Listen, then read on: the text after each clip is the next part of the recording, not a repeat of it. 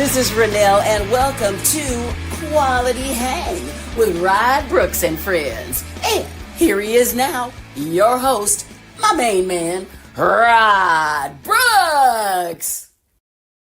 Thank you very much, Renelle. Indeed, this is Quality Hang, Warriors Postgame Edition. Woo-woo. Now, we are not actually post-Warriors Timberwolves Game 4. Game is still going on, 112-96, Minnesota on top with 3:21 Is it really going on, left. though? But since Steve Kerr emptied his bench, we decided, and the Warrior fans who are in Chase, emptying the lower bowl and the upper bowl, we decided we ain't gonna wait for the game to be over officially, since it's been over since the end of the third quarter, when it was 97-77 Minnesota. Although Pat Spencer and Guy Santos and Quentin Post and Moses Moody are putting on a pretty spirited show, but it looks like Father Time is going to conspire against them. As always, Quality Hang is sponsored by the fine folks at Hop Monk Taverns. Make sure you check them out if you're in North Bay. 3 locations in Sonoma, Novato, and in Sebastopol. Great place to get a bite. Great place to, if you have kids with you, great place to hang out and have a beer while your kids can have a burger, and also a great place to see live music in all 3 of those venues. And as always, I am joined by my partner in crime. He is Marcus Osborne. What's up, brother man? How you doing? Nada, feeling pretty good. A little tired. Watched the game. We call this a comedy of errors. Well, yeah, I mean, we are. But you know what, though? First half, it was looking real good for the Warriors. Well, yeah, I felt that way. I mean, I've told you I'm not afraid of the Minnesota Timberwolves, but if you're not fully loaded, I mean, listen, the Warriors were 3-1 against them the entire year. They have essentially the same record. I think the Timberwolves won one game better than the Warriors. And I think they have the coaching edge, which I think that because these games have been so close until the third quarter, kind of proves that. But ultimately, basketball, it comes down to talent and execution. Yep. And nowadays in the NBA, it comes down to, can you shoot the 3 and can you defend the 3? And when the Warriors were at their absolute best, they could do both of those. Now they are a different team because mainly in this series, they don't have Steph Curry, and 3-point field goal shooting has been the absolute difference. And superstars in this league matter as well. And when you have a tactical nuke like Anthony Edwards, you have a guy who is going to keep you in games, and he is also going to, if you're in a tight contest, separate you from a lesser opponent. Exactly. As the Warriors are without Steph Curry. But like I said, it started off great for the Warriors in the first quarter, in the first half. Pods and Draymond got going. Jonathan Kuminga, he checked in with about 5 minutes left to go in the first quarter. His first touch was a layup. He had 8 points, Kuminga did, in the first quarter. He had 16 in the first half, 8 of 8 from the free throw line. Jonathan Kuminga looking good. As I mentioned, Draymond Green was very active in the beginning. He was an absolute dud in the previous game. Game 3, the Warriors were up 28-27 in the first quarter, even though Julius Randle was getting anything that he wanted. Warriors were shooting 50% from the field. But this is where you could see the Warriors were at a deficit, and it's a deficit that killed them in this game. By the way, 2 minutes left. Minnesota still in complete control, 114-98. So Minnesota is going to go up 3-1 in this game. But Marcus, with the Warriors shooting 50% in the first quarter, that was great. They won that quarter, 28-27. They were rebounding. They were defending. They were being spirited. But they shot 3 of 9 from the three-point line, and that was the canary in the coal mine. Because you were getting points out of Buddy Hield. He had 11 first-half points, but then it nosedived really, really quickly. But I do want to give the Warriors credit, and I want to give Steve Kerr credit, because this is what kept them in the game as Julius Randle and Naz Reid, but particularly Marcus Julius Randle, was getting anything he wanted. Warriors went to a zone defense with about 5 minutes left to go in the second half, and Minnesota went almost 4 minutes without a field goal until Anthony Edwards hit a 3 with a minute left to go in the first half. There was two canaries in the coal mine because not only could the Warriors not shoot the three, even though they were having a very successful first half, winning the first half 60-58, that Anthony Edwards three woke up the beast, and Anthony Edwards went thermonuclear in the third quarter. Anthony Edwards had 16 points. The Warriors only scored 17 points in the third quarter. Minnesota won that third quarter 39-17. Up 97-77 at the end of the third half. Minnesota shot 6 of 12 from three. Anthony Edwards was 3 of 5. The Warriors 0 of 6 from three. That's the ball game.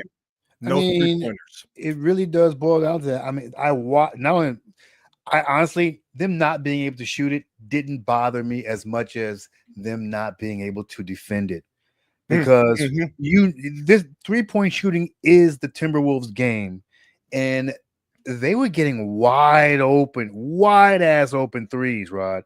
Not a lot of contested 3-point shots. They were getting every shot off they wanted. I mean, Marcus, it seemed to me that it seemed obvious to me, and I'm pretty sure it was obvious to you and the folks who were watching the game. The Warriors allowed their offensive, what's the best way to put it, malaise.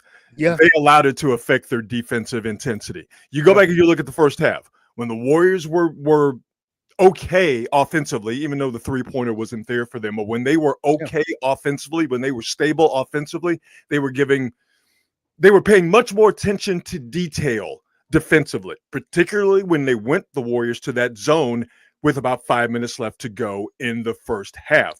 Yep. But once you got to the third quarter and Minnesota they were able to go into halftime, make some adjustments with that zone. And really the biggest adjustment was, hey, Ant, won't you go out there and just give the Warriors? That's what it was. That was the adjustment. And again, that's the NBA. Can you shoot the three? Can you defend the three? And do you have a star to where you could say, hey, man, we need you to be that guy? Steph, when he's healthy, is that guy.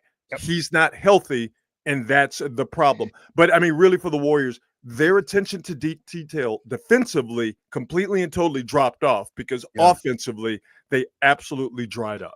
This was not the kind of game that, at least from my perspective, I didn't think the Warriors could win from the jump. I mean, scoring 60 points in the first half, this is not sustainable. This is not sustainable. And you just knew that drought would come along and it would kill them. And maybe they even got too comfortable with that pace, just running up and down and scoring. It just was not something that was sustainable. You knew Ant Edwards. We say it all the time. Once your superstar wakes up, if you can't counter with your own superstar, it's a wrap. Yeah, and that Warriors had absolutely nothing for Anthony Edwards. At one point, the Minnesota Timberwolves went on a 17-0 run. Warriors only had 8 points through the first 7 minutes of the third quarter before a Jonathan Kuminga layup. The Warriors only scored 16 points in the quarter. As I mentioned, Anthony Edwards, by his own bad self, had 17 points. Oh, by the way, another problem for the Warriors that we've seen too many times, even in the good days, but with the Warriors being stunted offensively because they don't have the three-point shooting, mainly due to Steph, his actual shooting and the gravity that he has getting guys like Buddy Hield wide open shots. The other problem, turning the ball over. Warriors had 7 turnovers in the third quarter. So you combine not defending the three, not shooting the three, not having Steph, the other side having Anthony Edwards, and you're turning the ball over. That's why this thing went from 60 to 58 Warriors winning the first half to Minnesota being up 20 going into the fourth. And even though, again, the Warriors are putting together a very spirited finish here at the end of the game, 1 minute, 2 seconds left, Minnesota up 115-105. Ain't enough time. Ain't enough time to pull off this comeback. No, and it wouldn't be. They just completely fell apart in that third quarter. I think I said the other day, it makes you appreciate, and I'm not just for the Warriors fans, but I think for people watching around the NBA, it kind of makes you appreciate Steph Curry that much more because I think I said the other day, he might be underrated. This team without Steph Curry, and I think Andrew the coach points out, this is a lottery squad. They're not even competitive if Steph's not there. they'll be able to hang in. They'll be able to hang into some games because they've got good coaching and they've got a good system. But I mean, without Steph, there's really no shot. Well, but see, here's why I disagree with that. They've been competitive in this series up until the third quarter tonight. Yeah, they've played this series without Steph for the balance of it. So I think over the course of a season, obviously, it's not sustainable. In a 7-game series, you can put forth your best effort, but this is star time. This is when you give the ball to your star or one of your main players, and this is going to bring me to something that I really want to get into, and we talked about it a couple of days ago. When you supposedly have another stud on your roster, that stud needs to look at the scenario and go, all right, how do I get involved? What do I need to do? What do I need to do to take over? We got playoff Jimmy in game 3, but just like in game 2, in game 4 tonight, we got passive Jimmy Butler. I'm waiting on the final box score, but I can tell you that Jimmy Butler, in terms of being the tip of the spear, and okay, in game 2, all right, he was sort of playing the back because he didn't think it was time for him to get involved. I disagreed with that, but okay. Game 3, he got involved, but he did fizzle out in the fourth quarter because Butler played over 40 minutes. I get that. I understand that. But tonight, from the jump, it was passive Jimmy in the building, and passive Jimmy Butler was the guy on the floor tonight instead of playoff Jimmy you got in game 3 that they desperately needed tonight in game 4. Yeah, it's fairly obvious that he was more passive this evening. I hesitate to assume that he's like afraid or whatever. It's weird because he has been, at least in years past, he's been much more aggressive. So I don't know what may be happening here. I definitely don't think he's afraid, and I'm not insinuating that he is. I think there's a couple of things. He's still not right physically, but it's the NBA playoffs. There's a lot of cats ain't right. There are a lot of cats who are injured. We'll talk about that as we end our discussion about the Warriors, or when we end our discussion about the Warriors. He's not right, and he's tired. All that being said, he was passive from the beginning tonight. At some point in time, and to me, the beginning of the game is the best time to do it. But at some point in time, you got to give that burst. And I tell you what, when Anthony Edwards is out there in the third quarter giving you all the business to the tune of 17 points and is out there unstoppable, that's the time for you to go, hey, man, I might not have it all. I might not be 100% healthy, but what I got, you are going to get the best of it. And he did not show any of that at any point in time in this game. First quarter, first half, or the pivotal series-changing third quarter. By the way, game is over. Timberwolves up 3-1 on the Warriors, winning 117-110. I don't it's weird to me that not only is he not being more aggressive, but it's weird to me that his teammates weren't forcing the ball to him. When I can understand him just kind of going with the flow in the first half because you're up, right? You don't have to waste your energy, et cetera, et cetera. But man, at some point you got to get more than 9 shots up by the third quarter. He had you have the box score in front of you? Look at the free throws. And this is something I talked about in game 2 when we saw passive Jimmy. Look at the free throws.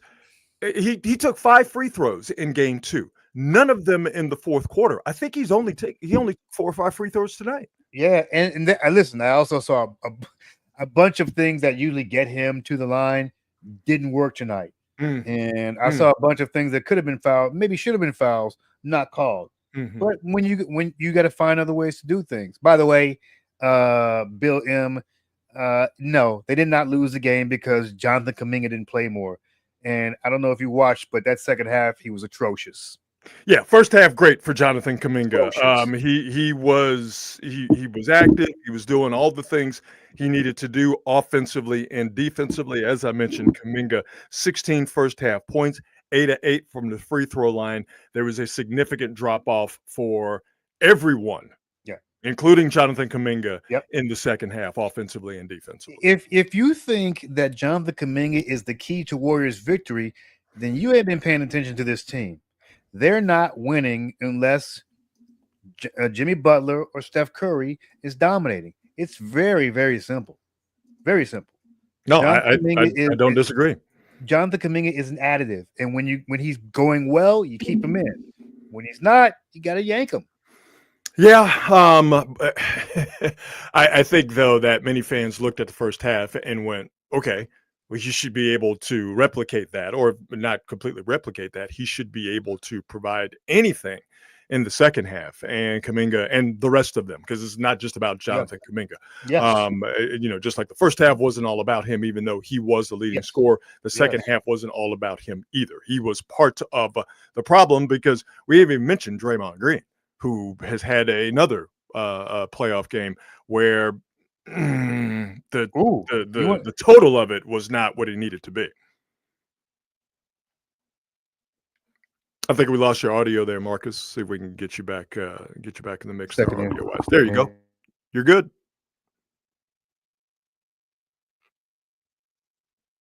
Let's see if we can get Marcus back audio-wise. How's that? There you go. We got you. What's up? Check this out. So last game, I saw an interesting stat as I was looking through the box scores. I'm a big plus-minus guy. Everybody in the last game, negative in the plus-minus. Mm-hmm. Everybody. The only person who wasn't was Jonathan Kuminga. This game, everybody had a negative plus-minus. The only person who wasn't was Kevon Looney. But guess what Jimmy Butler was? Tonight? Minus 30. I mean, I'm looking at it right here, so I wanted you to do the grand reveal. I didn't want to do it for you, but yeah. 30. He attempted 5 free throws, just like in game 2. He made 4 of them. That's great. Only took 9 shots. Draymond took more shots than Jimmy Butler, 14-9.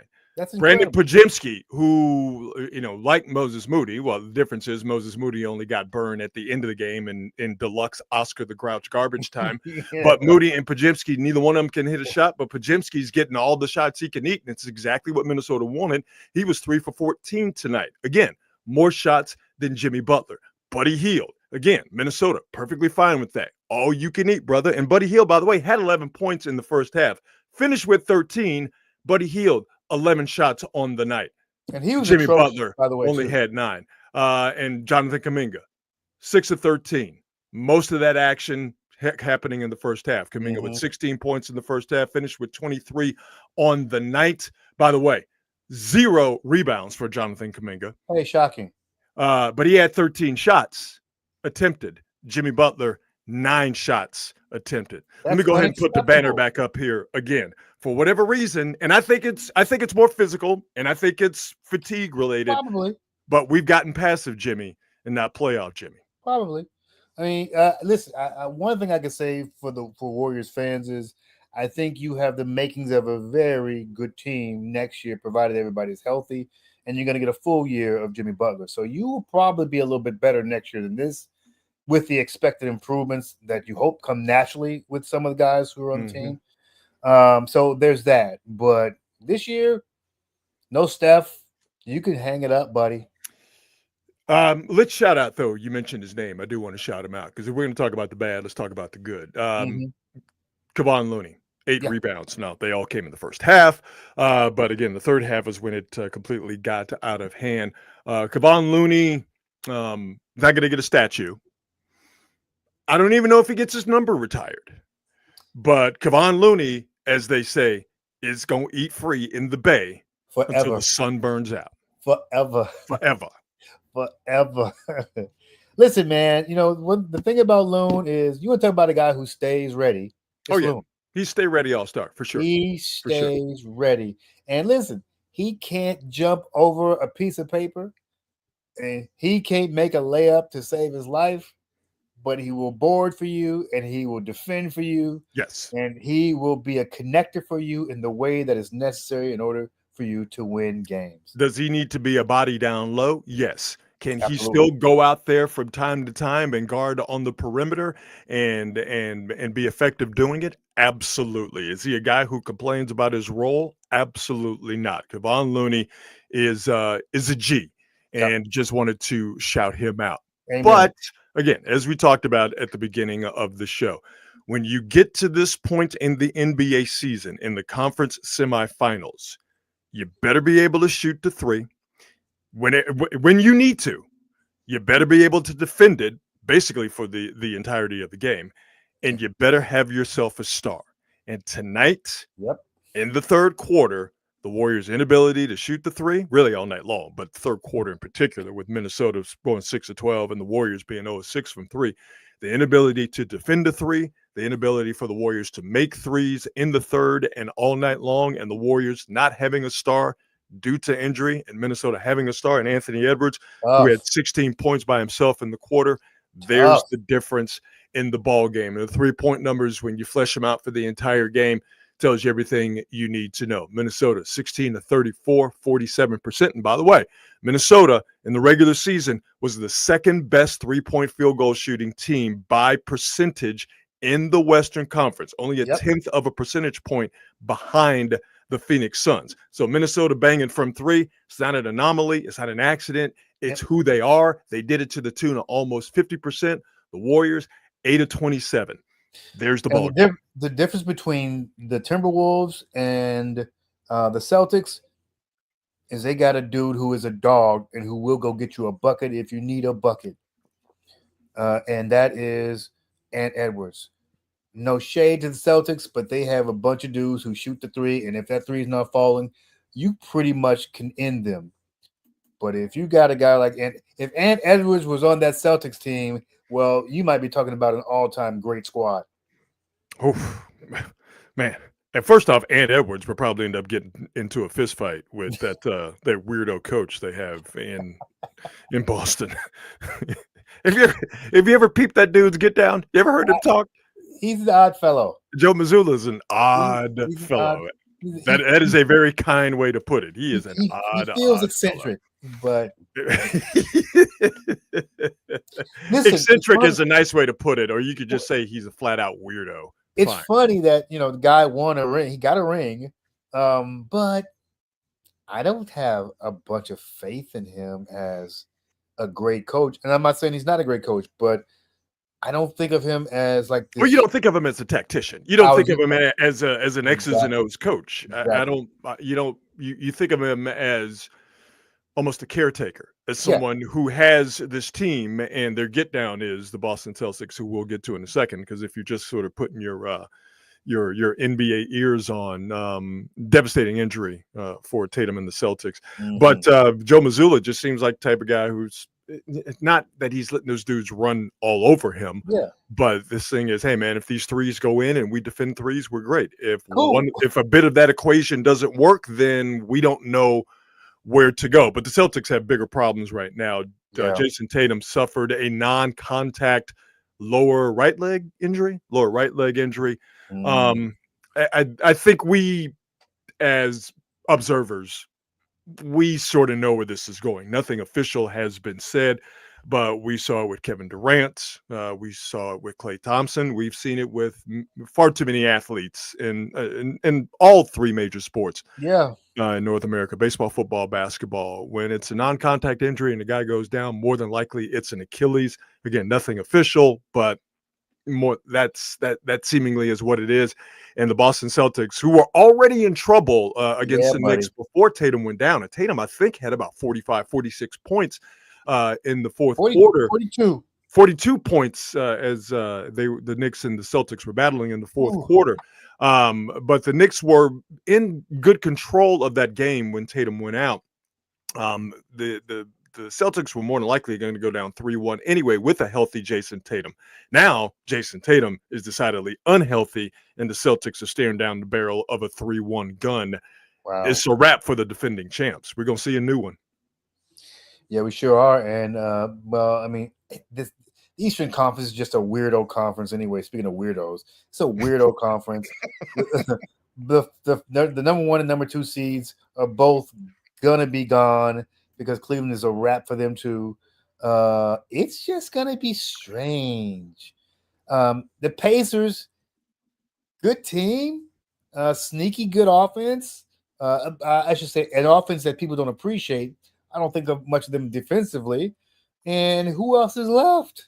Well, here's what's interesting though. You're the number 1 seed in the East, the Cavaliers, are down 3-1. Yep. And Donovan Mitchell did not come in the second half of their game that Cleveland lost last night. Yep. So Indiana's up 3-1, and Cleveland has been missing players, in this postseason. He just got Mobley back yesterday. Darius Garland clearly is not right, and there's another player for Cleveland whose name escapes me that's injured. Cleveland is in trouble, and the Celtics are done.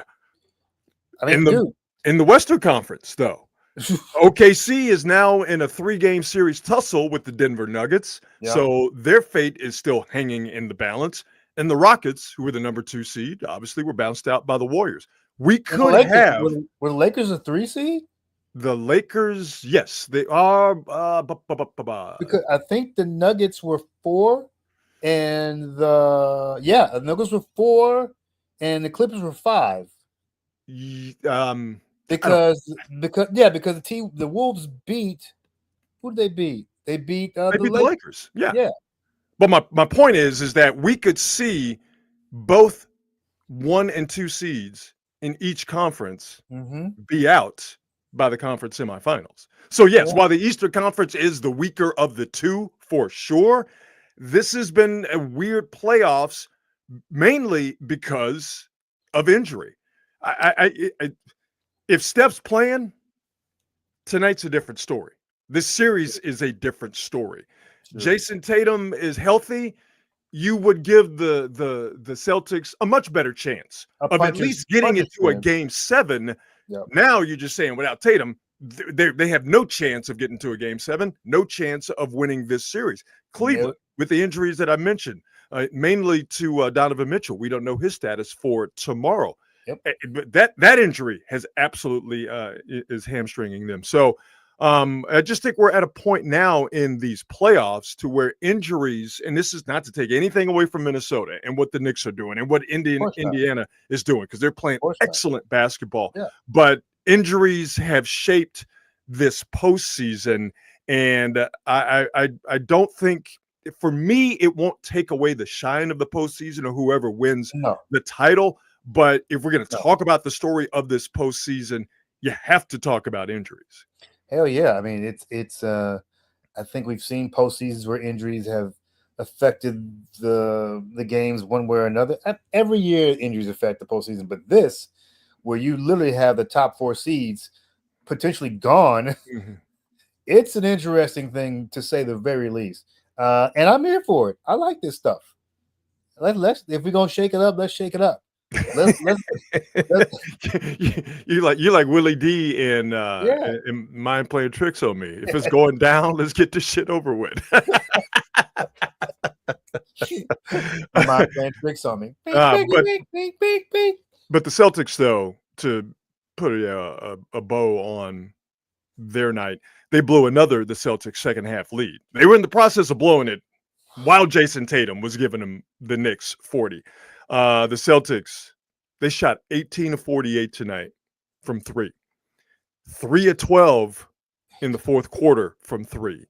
In the second half, the Celtics, who shot 25% from 3 in the first 2 games of the series and lost those 2 games on their home floor to the Knicks, the Celtics in the second half shot 6 of 24 from 3. Oh, boy. 25%. This is why I have to question whether or not Mazzulla is actually a good coach. Because at some point, you got to say, hey, we should not be shooting this many threes. He's just doing what it's similar to in baseball, where when the analytics tell you what move to make and the manager makes that move and you go, well, why did he pull that pitcher? Why did he do that? It's just because that's the way they're running their ship.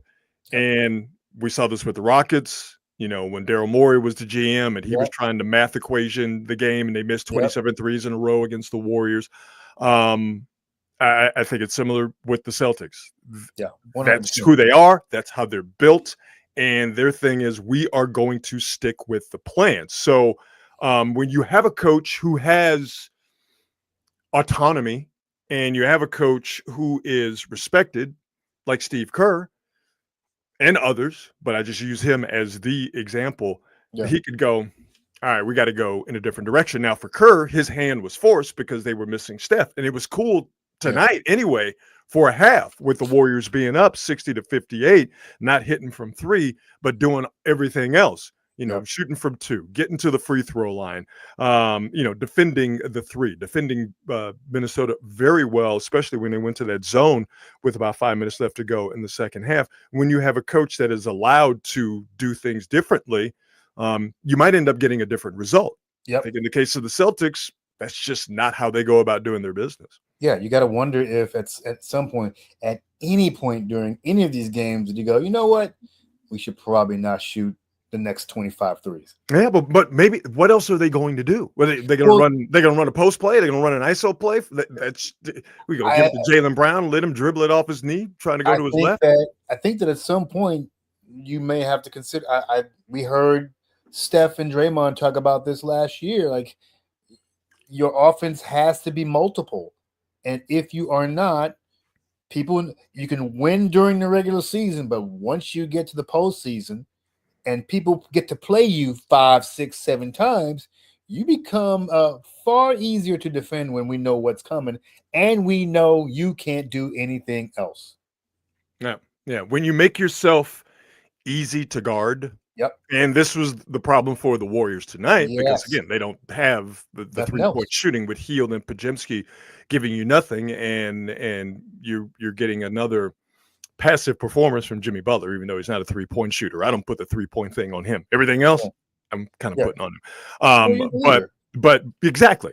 But when you are one-dimensional and you're easy to guard, and I talked about this the last show we did, it's jarring to me to see the Warriors without Steph be defended in such a tight, close way by the Timberwolves because they're not worried about Steph's perpetual motion and they're not worried about his deadly relocates. So the fact that they don't have to worry about that, his actual presence and his ability to score and get other guys open shots, you could get all up in Jimmy Butler, you are in Buddy Hield and in Brandon Podziemski. And then after a while, when they just start missing shots, you're like, hey man, keep taking them. Then Minnesota extended its defense out far early to really get into those guys, to invade their space. And as Hield kept missing and as Podziemski kept missing, you notice Minnesota very subtly just backed off and like, no, dog, you got it. Shoot it. No, bro, shoot that. Because you know for a fact that, Buddy Hield's a career 40%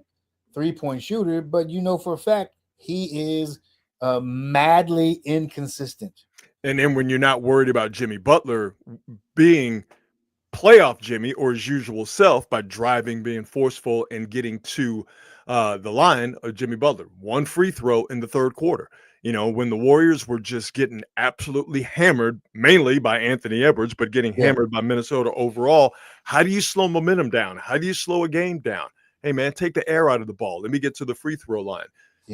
One free throw for Jimmy Butler. So, again, I'm not putting it all on him, but he's the next dude up, and he didn't show up. He's actually the one guy on the team who can literally control the pace of the game. And that never occurred. They should have gotten themselves into a half-court game. Stop trying to run with these dudes because you can't run with them. You can't score with them. So just slow the game down and let's make it a half-court game and see what you can do. Give yourself a shot.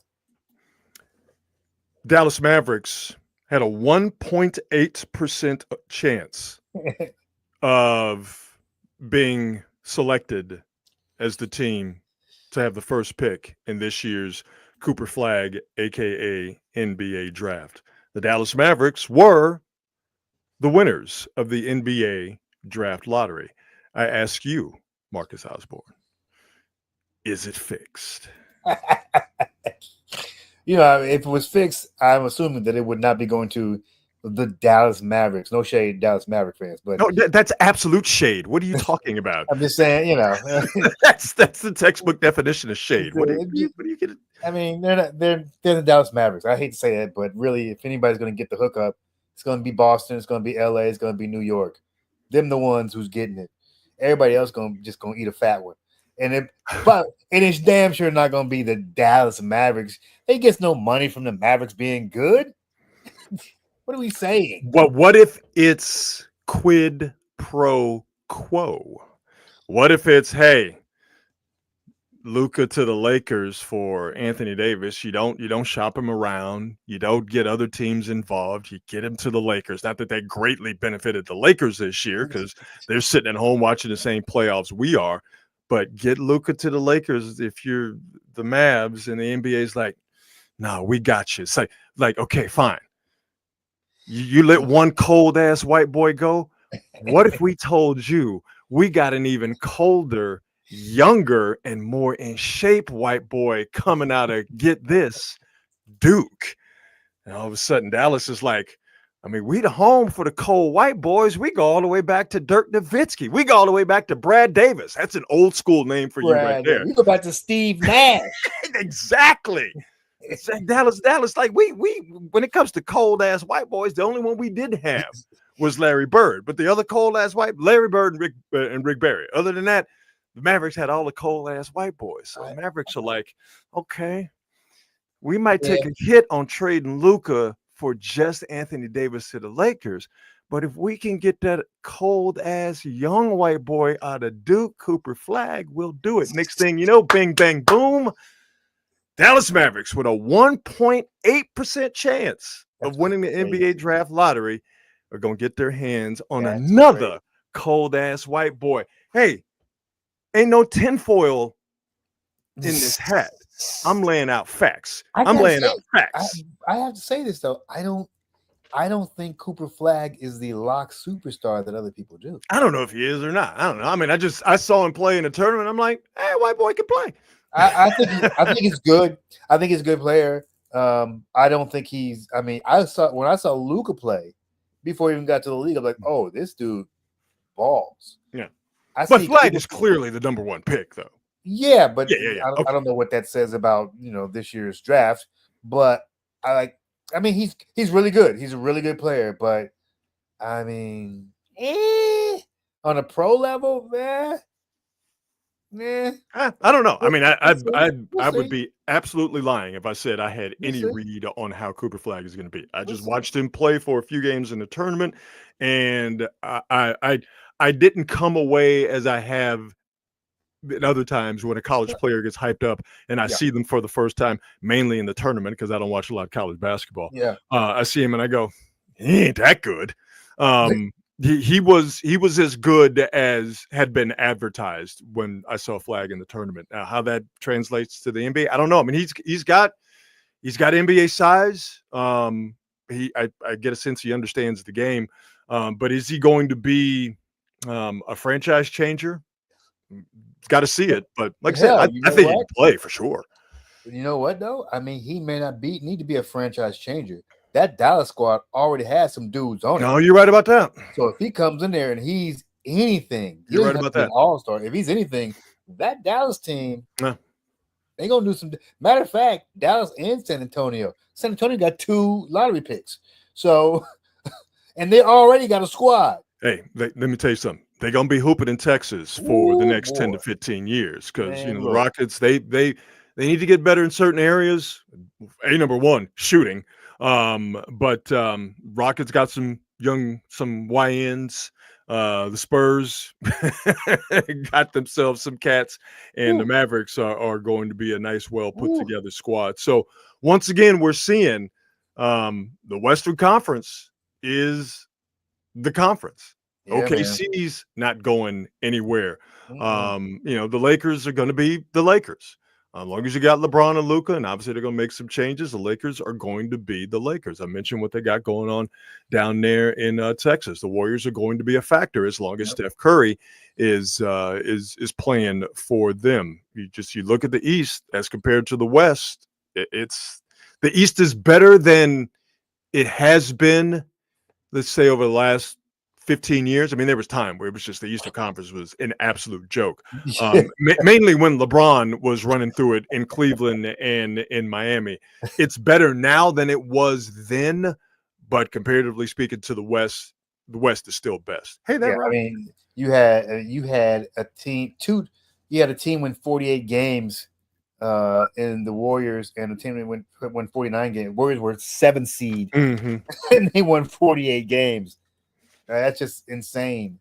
And yet, I don't know how many teams finished with a below 500 record in the East got into the playoffs this year. But it has happened regularly over in that conference the last 15 years. There's always a couple of teams that finish below 500, end up in the playoffs. And you know what? You got to feel bad for them because they're not good. And yet, they get no lottery love. Like, you finish below 500 and you get no lottery love. Finish below 500, you get to the playoffs, get your teeth kicked in the first round, and you still don't get a good lottery pick. You don't get a lottery pick. It bees like that sometimes.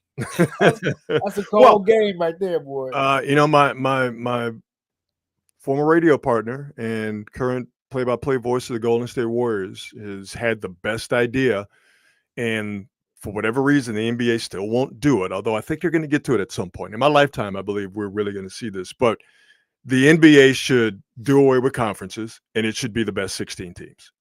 Regardless of where you are, it should be the best 16 teams. I just don't think that's going to happen. I think that there's too much money in the conferences. I just think reseeding it. But I don't know why. I don't understand this slavish adherence to, in my opinion, in the NBA, outdated conference affiliations. I understand it for football.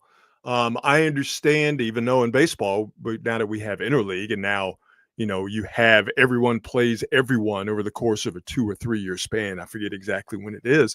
In both the American and the National Leagues. But I think in baseball, because it has been tradition for over 160 years, you're just not going to get rid of the American and the National League. Those names and those brands, even though the game is the same in both leagues, because you now have the DH in both leagues. I'll tell you why, Rob. Because the interleague is not going to change. I just don't understand why in the NBA, the sort of the younger of the three, putting hockey aside for a second, the three North American North American professional leagues. I just don't understand that slavish adherence to East and Western Conference. I don't get it. I just don't think there will ever be a day where you're going to see the Lakers play the Celtics in the playoffs. I just don't think that's going to ever happen. But I just don't. But why does it have to happen in the finals? Why, if it happened in the first round, or if it happened in the second round, okay, great. Well, because people want to see those teams play for the title. It's really as simple as that. They want to see each. Imagine, if you will, there's no chance for there's no. I'm not saying it doesn't. Obviously, it doesn't happen every year. But imagine if you just end up with, just ratings wise, the Spurs and the Magic. Well, that's not even a good. The Spurs and the Mavericks going at it. Well, you might end up getting OKC in Indiana. What's the difference? You might end up getting that this year. What's the difference between that and Spurs and Magic? Very possible. Very possible. But again, knowing the conferences the way we do, I don't see many. You have a better shot of seeing the best two teams be from the West than from the East. Cleveland was number one. Boston was number two. I just think it's lazy thinking that we're just so used to conferences and it's easier. I just think it's the money. I just think it comes down to the money. Well, I mean, if I'm a big Occam's razor guy, and a lot of things in sports, a lot of things in life really comes down to money. In sports, is life. I just think that it's just lazy rote thinking that they don't want to got to have conferences because we're that's just the way it's been, and it's always going to be that way. It's a better sport when the best 16 teams are playing for a championship. If they felt like they could make more money off of it, then they would change it. But the NBA, they need those superstars, and even then, when they have superstars, it doesn't really matter. But I think they need those rivalries much more than the NFL does.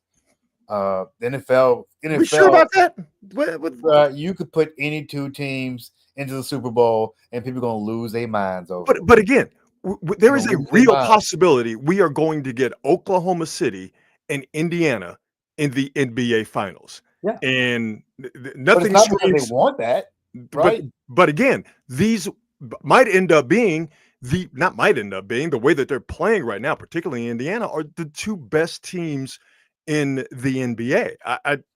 I think that we are, with the way things are now broadcast wise and how we consume sports, it is no longer regional, it is national. Yeah. That this idea that, like, I keep hearing people saying, and listen, it's fun watching the Knicks play, but this idea that, well, the NBA is better because the Knicks are good. Says who? Like, the Knicks haven't been good with the exception of 1994, late 90s, early 2000s, and that's basically it. The NBA has thrived and survived mightily without the Knicks being good.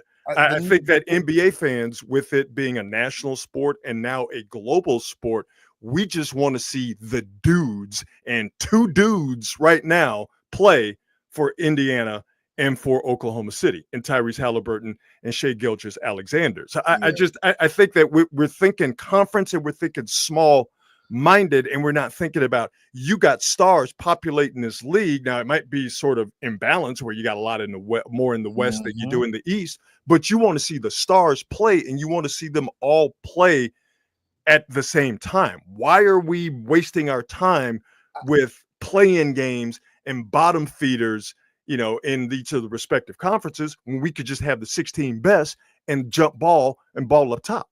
Yeah, because there's no money in setting yourself up for these smaller markets to be in these finals.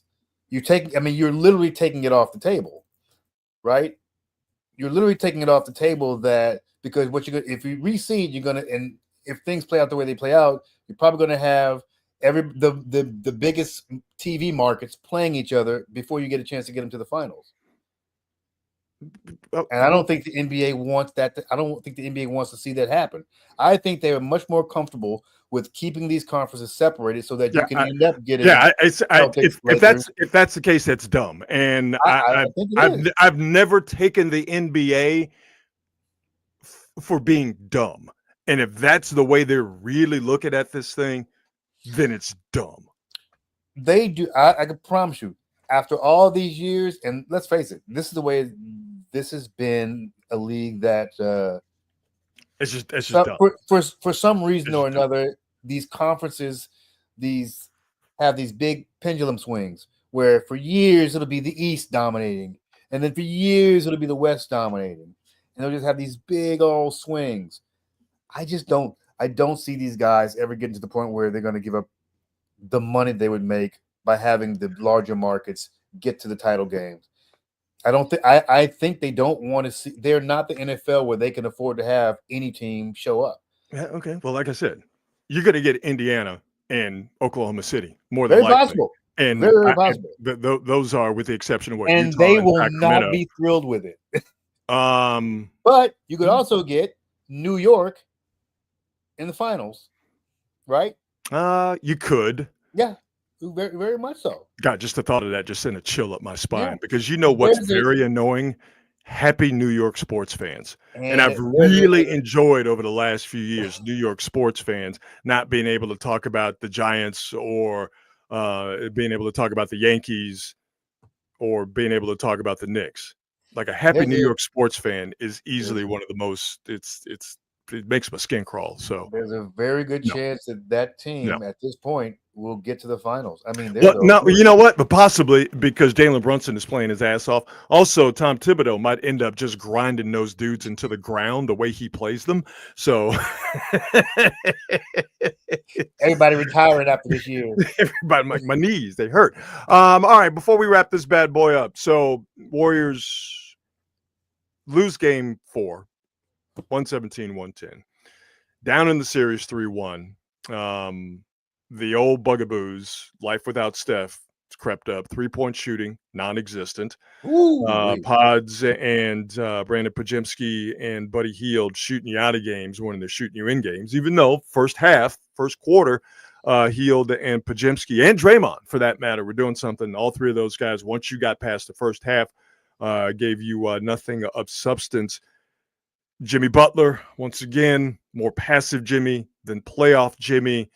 And now the Timberwolves. Dumb turnovers. Dumb turnovers. We're seeing that again. 7 turnovers for the Warriors in the pivotal third quarter. With that, they lost 39-17. Anthony Edwards scoring 16 of those points in the third quarter. Anthony Edwards. I mentioned Anthony Edwards.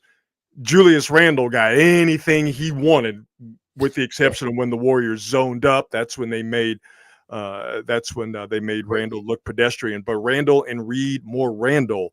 Getting anything that he wants. Obviously, Anthony Edwards now is in a full lather, taking over once again in the second half. I say all that to ask you, Marcus, do the Warriors get it back to Chase for Game 6, or does it end in Minnesota in 5?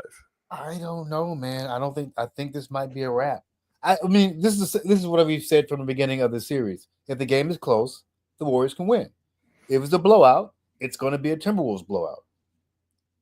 And the losses have been blowouts. The one win was a fairly close game.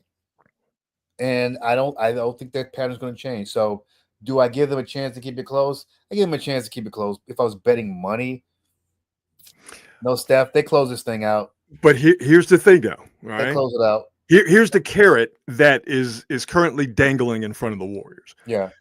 Because being down 3-1 is damn near impossible. Okay? Even the Warrior fans are like, it's not completely impossible, but it's damn near impossible. But if you win Game 5, you have 3 days off in between Games 5 and Game 6.